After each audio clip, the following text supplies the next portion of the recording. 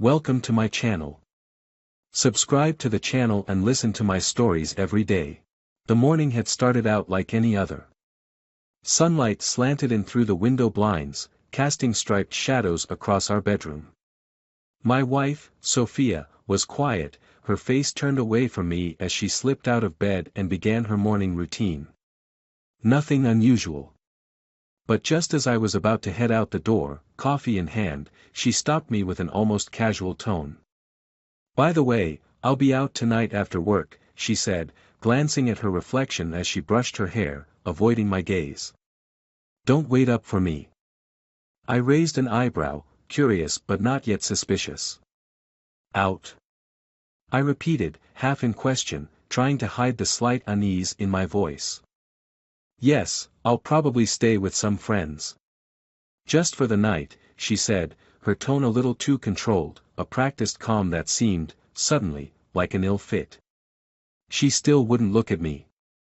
A small voice in my head was already whispering warnings, a quiet murmur of concern that I instinctively tried to ignore.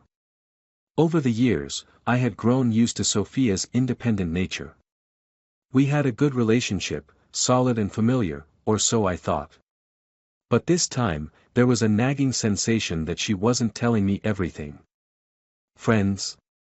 I asked, keeping my tone light but probing, hoping for something that would settle my nerves. "Anyone I know?" She finally looked at me, her lips pressing into a faint smile that seemed almost patronizing, like I was an old friend she'd outgrown. "No, it's just a few people from the office," she replied. Her eyes flickered with a hint of something I couldn't quite place, nervousness, maybe. I wanted to believe her. I wanted to dismiss my doubts as paranoia. But I couldn't shake the feeling that something was wrong, a feeling that clung to me like smoke even as I left the house and headed to work. At the office, the unease gnawed at me, distracting me from every email, every meeting. I was replaying her words in my head, dissecting her tone, her expression. It was an exhausting exercise, but I couldn't stop myself. Something about her demeanor that morning had shifted, like she was slipping through my fingers. By the time the afternoon rolled around, I knew that pretending everything was fine would only eat me alive. I had to know. When I got home that evening, the house was quiet. Her car was gone, and her shoes were missing from the front hall. I didn't have to look around to know she hadn't come home to change, which meant she'd planned to stay out from the start. There was a glass of wine left unfinished on the kitchen counter, the only trace of her day, and a strange emptiness in the house that weighed heavily on me. It wasn't the first time we'd spent a night apart, but it was the first time I'd felt that she was somewhere else entirely, a distance more profound than mere physical absence. My phone vibrated with a message. I picked it up, hoping it was from her, something reassuring. But it was just my friend Alex. "Still on for golf this weekend?" For a moment, I considered telling him everything. I wanted to unload the uncertainty, the doubt. But as much as I trusted Alex, I wasn't ready to admit my suspicions out loud. "Sure," I texted back, keeping it short. I spent the evening trying to keep my mind occupied, distracting myself with a book, a mindless TV show, anything to keep from imagining where she was or who she might be with. But no matter how hard I tried, the silence of the house seemed to echo my fears. When midnight rolled around, and I was still lying in bed wide awake, I realized I wasn't going to get any answers waiting for her to come home. The next morning, she strolled in around 8, looking tired but oddly calm. She offered me a quick smile as if everything were perfectly normal. I was seated at the kitchen table, my coffee untouched, watching her carefully, every instinct screaming that something was wrong. "Good morning," she said, her tone almost breezy. She poured herself a cup of coffee and took a long sip, clearly savoring it as if she hadn't a care in the world. "Good morning," I replied, keeping my voice even, calm. "How was your night?" She shrugged, still avoiding my gaze. "Fine. Nothing too exciting." Nothing too exciting. The phrase rolled around in my mind, somehow infuriating in its simplicity. My patience, already worn thin from a sleepless night, was on the verge of snapping. "Sophia," I said, my voice tinged with a seriousness I hadn't intended, "I just want to make sure we're on the same page here. You're sure everything is okay with us?" She froze for a moment, then turned to look at me. Her expression was a mix of confusion and something else, annoyance, perhaps, as though my concern were an inconvenience she hadn't anticipated. "Yes, of course," she replied, her voice clipped.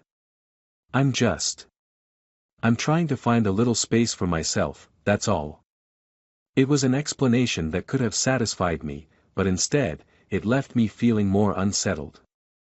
There was a distance in her eyes, a shadow of detachment I hadn't seen before.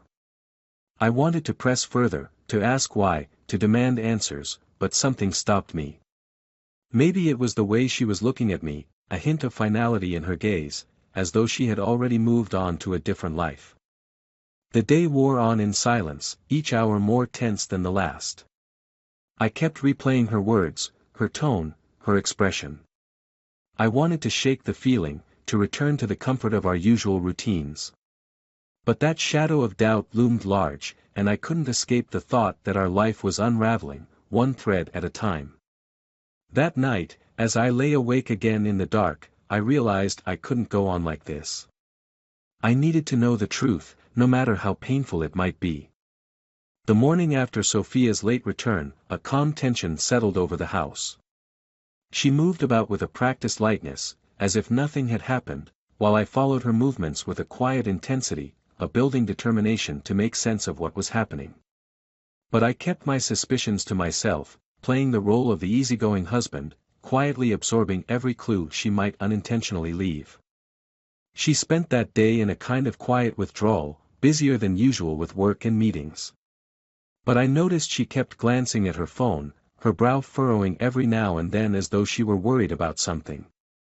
When I asked her about her day, she brushed it off as just the usual office chaos, but her answer felt thin, forced, like it was just something to keep me from digging further. As the days passed, her friends' nights became more frequent.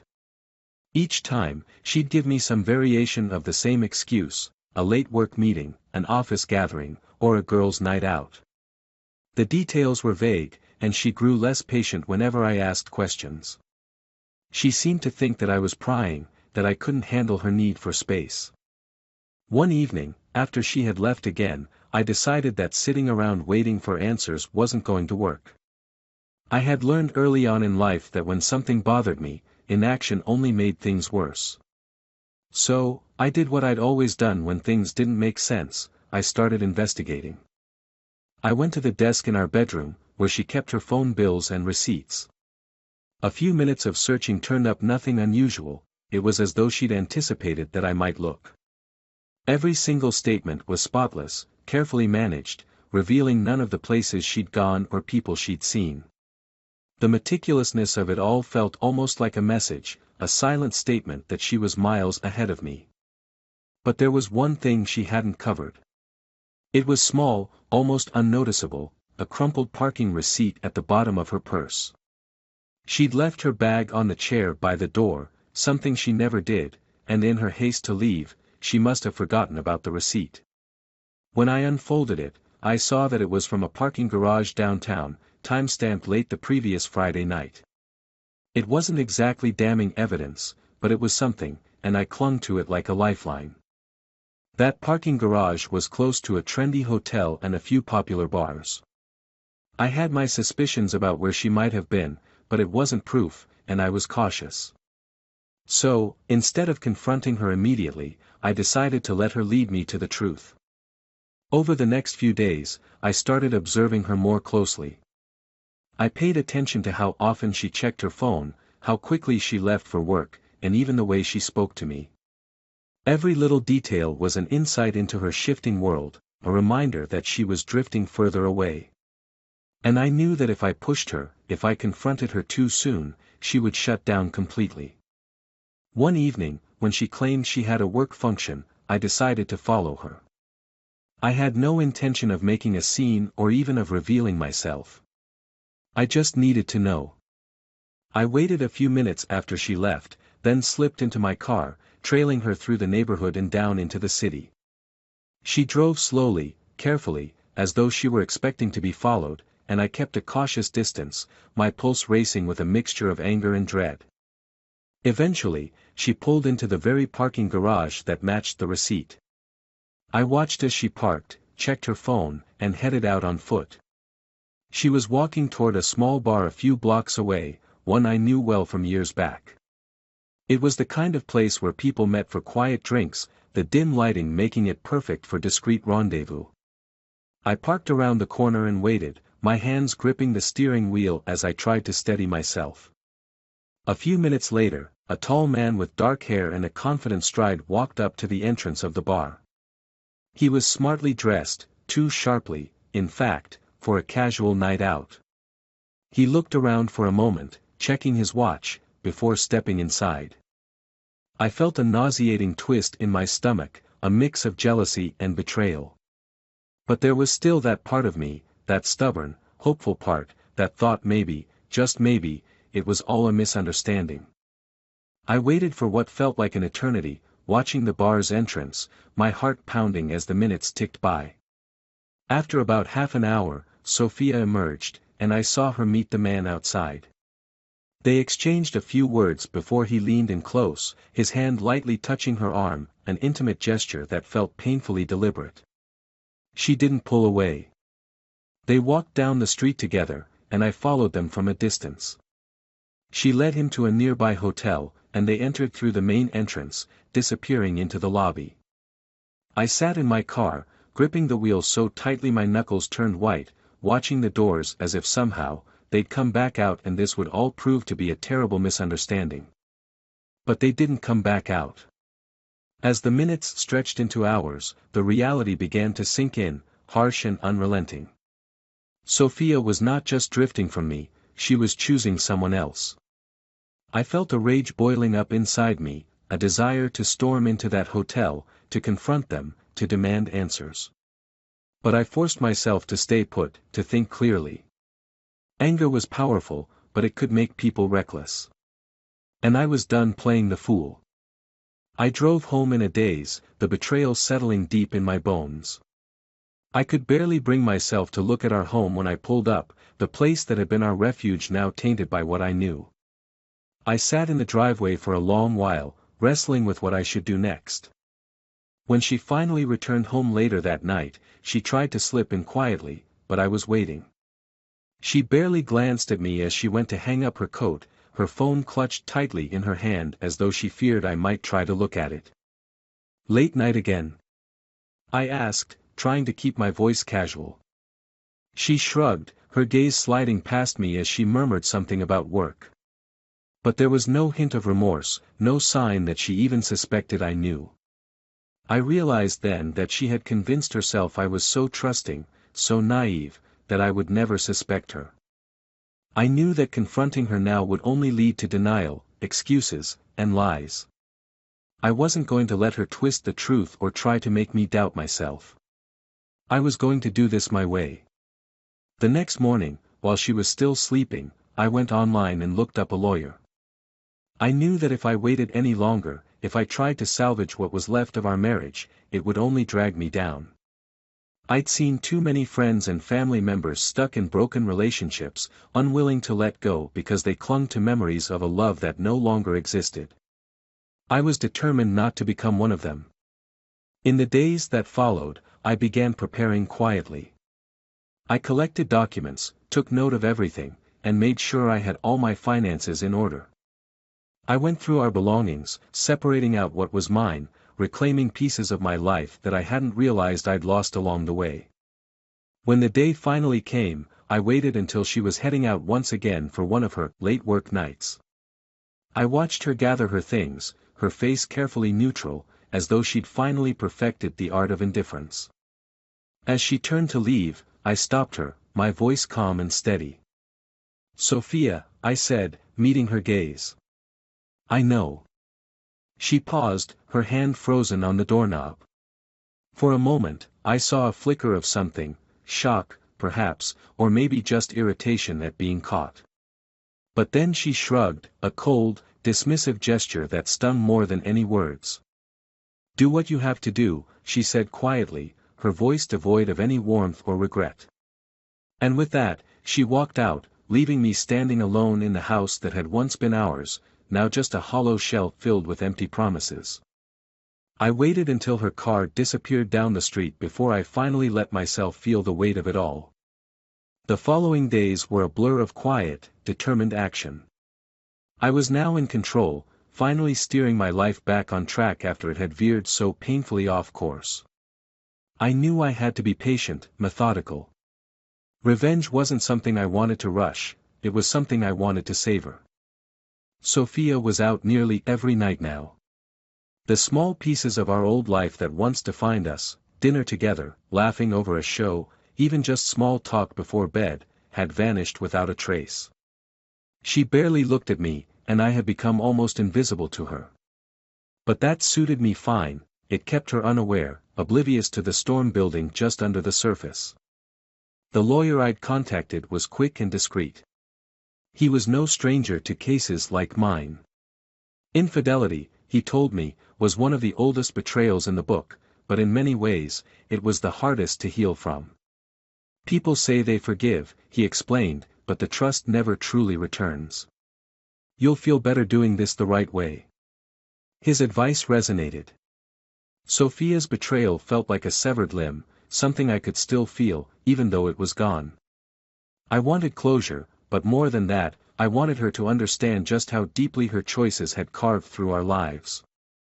We had a court date for the end of the month. I kept the news to myself, watching, waiting. Meanwhile, I made sure everything would be ready by the time she found out. It was almost thrilling, this careful maneuvering. I could finally see the pieces falling into place, and it gave me a sense of satisfaction I hadn't felt in months. A week before the court date, I took the next step in my plan. While she was out, I started gathering her things, boxing up the parts of her life that had seeped into every corner of our home. It was therapeutic in a way, pulling each item from our shared spaces and setting it aside.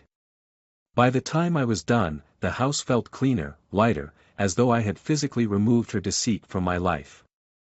That night, I waited in the living room, sipping a drink as I listened to the silence. I had left a single box of her belongings in the hallway by the door, a subtle hint of what was to come. She was late, as usual, and I could tell from the way she walked in that she hadn't expected to see me sitting there. She froze in the doorway, her eyes flicking to the box, and then to me, her face blank and unreadable. "What's this?" she asked, her voice calm, almost indifferent. "Your things," I replied, gesturing to the box. "A start, at least." She stared at me, her expression hardening as though she were finally seeing me as something other than the clueless husband she'd assumed I was. But I didn't let her silence affect me.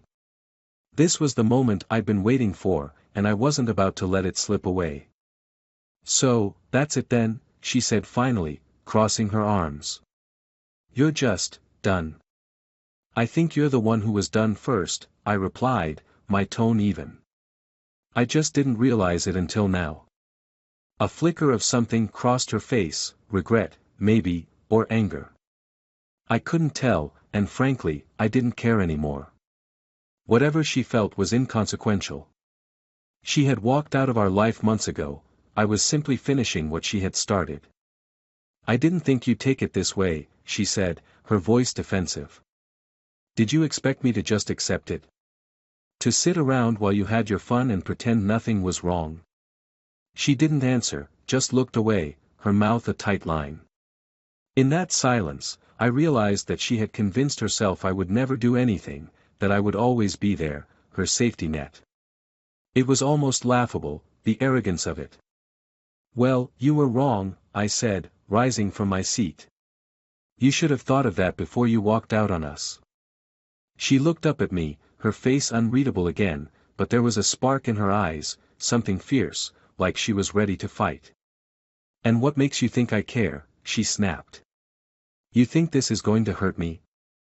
I've been out the door for months. This is just a formality." I felt a flash of anger at her words, but I kept my voice steady. Then it should be no problem for you to pack up and leave, right? Her face reddened, a bitter smile twisting her lips. You'll regret this, she said quietly. You think you're the only one who's been hurt here? Maybe you were the one who didn't give me enough reason to stay. It was an accusation that would have hurt me once, back when I was still clinging to the idea of us, the life we'd built together.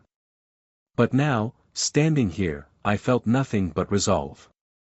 You're right, I said simply. I didn't give you a reason to stay. And I'm not giving you one now. I watched her struggle to come up with a response, but she turned away, moving toward the stairs, her shoulders tense. I let her go. I wasn't going to argue, to try to convince her of anything. I had nothing to prove to her anymore. She spent that night in the guest room, her presence a ghostly reminder of the woman I had once loved. I lay awake, waiting for the dawn, each minute pulling me closer to the day when I would be free of her. I had no desire to look back, to relive the past. I was ready to move on. The next morning, I handed her the divorce papers, my hand steady, my gaze unwavering. She took them, her expression wary, as though she hadn't expected me to actually go through with it. But I knew she would sign them, she was too proud to refuse. I want you out by the end of the week, I told her. I don't care where you go, but I want you gone. She looked at me, her eyes cold, but there was a flicker of something else, a vulnerability I hadn't seen in her in a long time. Is this really how you want it to end? She asked quietly. It's not how I wanted it to end, I replied. But it's how you chose to end it. She didn't argue, didn't try to defend herself. She just nodded, her mouth set in a hard line, and turned away. I watched her leave, the sound of her footsteps echoing through the house. It was over, truly over, and for the first time in months, I felt a sense of peace. I had taken back control, reclaimed my life from the wreckage she had left behind. And as the days passed, as she moved her things out and I began to rebuild, I realized that this was just the beginning of something new. There was no bitterness, no regret, just a quiet satisfaction in knowing that I had taken the first steps toward a future I could finally shape on my own terms. In the days that followed Sophia's departure, life settled into a strange calm. I hadn't anticipated how empty the house would feel without her things scattered everywhere, or how eerie the silence would become, filling every room. But in a way, the solitude was welcome. It gave me space to breathe, to reclaim parts of myself I hadn't realized I'd lost. I threw myself into work, filling the hours with projects, meetings, and social outings.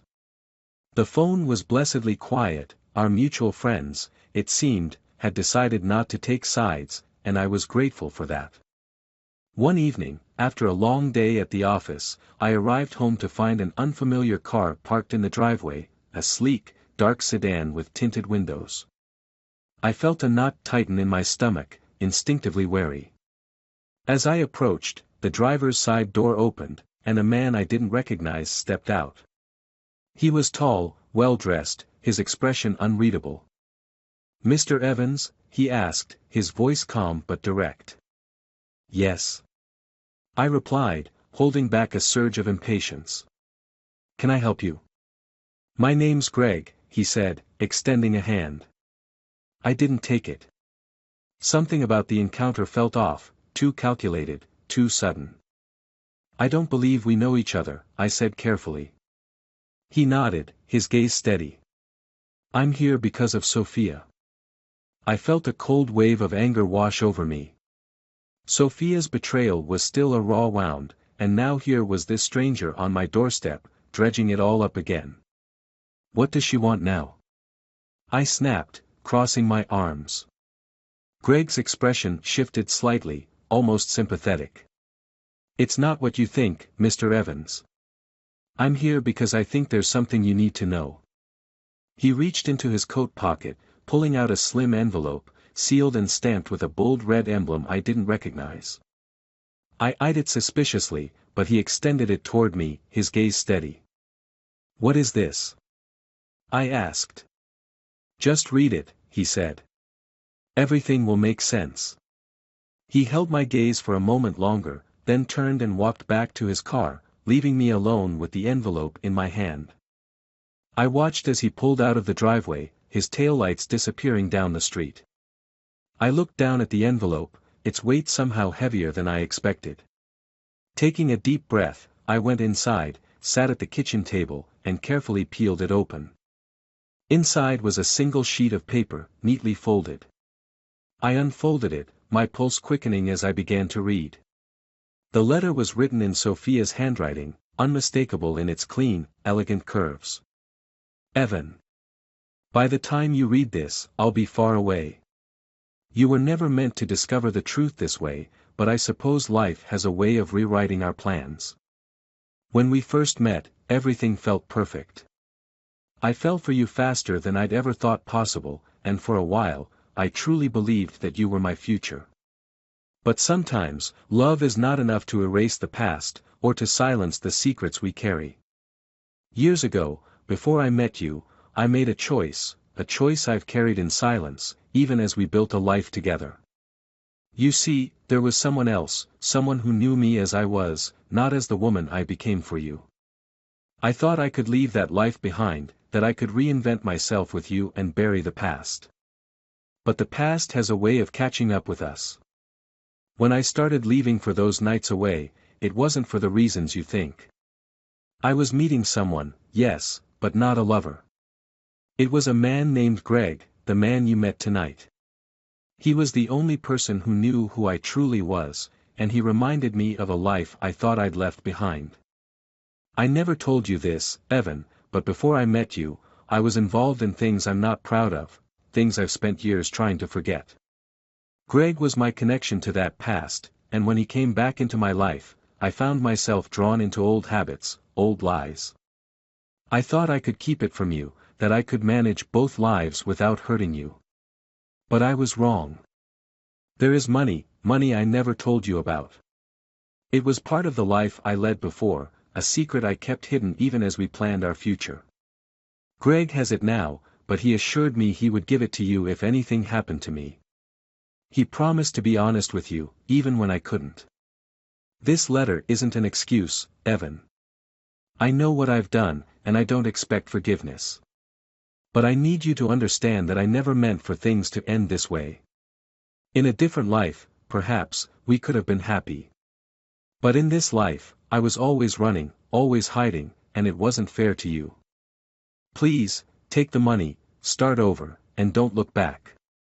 Sophia. I sat there, staring at the letter, my mind spinning with disbelief. I'd spent months resenting her, agonizing over her betrayal, never realizing that the betrayal had been deeper, more insidious than I'd ever suspected. Sophia hadn't just hidden a lover, she'd hidden an entire life. A sense of hollowness settled over me. The woman I'd loved, the woman I'd married, she had never truly existed. She had been a facade, a carefully constructed version of herself, hiding layers of deception I hadn't seen. I went to bed that night, the letter still clutched in my hand. I couldn't sleep, my mind racing with questions I knew would never have answers. I had thought the divorce would be the end, but it was only the beginning of an unraveling I hadn't anticipated. The next morning, I found a package on the doorstep. It was small, plain, with no return address. I took it inside, cutting through the tape to reveal a thick stack of cash, along with a simple note from Greg: the past is behind you. Use this to build something new. I stared at the money, feeling a strange mixture of relief and unease.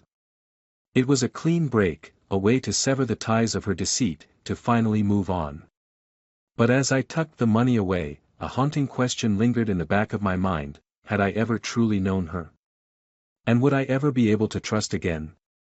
As the weeks went by, I started fresh, focusing on building a life without shadows. But every now and then, when the house grew too quiet or the night stretched too long, I would think of her, the mystery of her life, and the secrets she had taken with her. In the end, she was nothing more than a ghost of a woman I had loved, a ghost that I would never truly know, even as I learned to let her go.